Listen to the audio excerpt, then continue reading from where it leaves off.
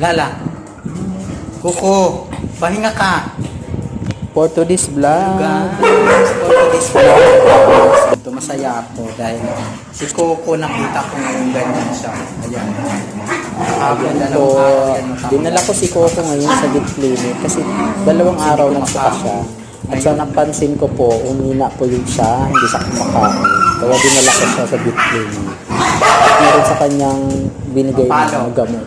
Yan siya. Tapos Nakikipag- meron Kaya ko lang yan dinala ibig sa po na sa kanya. bit. Kaya ayan siya. Tapos may resita. Natulog lang siya kanina eh.